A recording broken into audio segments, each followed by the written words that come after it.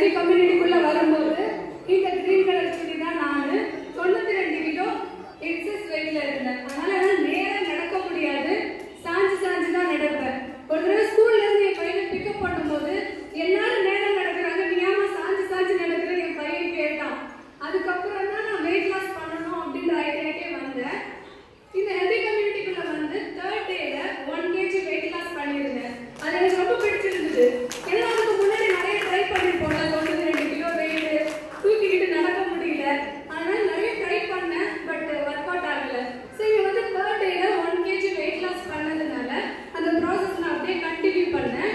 அதோட விளைவு என்னாச்சுன்னா 6 மாசத்துல 30 கிலோ வெயிட் லாஸ் பண்ணியிருந்தேன்.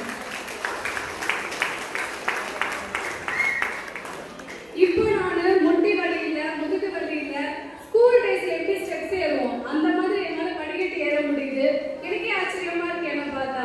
ஸோ என்னை பார்த்துட்டு எங்க அம்மாவுக்கும் நிறைய ஹெல்த் ரிலேட்டட் ப்ராப்ளம்ஸ் இருந்துச்சு.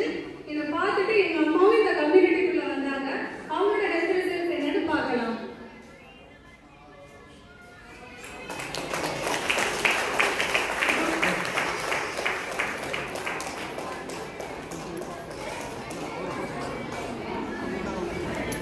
என் பேர்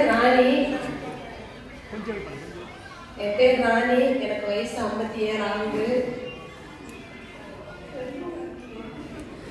எங்க அம்மா ஒரு 5 to 6 இயர்ஸா ஆர்த்ரைட்டிஸ், முடக்குவாதம்னு சொல்லுவோம் இல்லையா, அந்த ப்ராப்ளம்னால கஷ்டப்பட்டுட்டு இருந்தாங்க.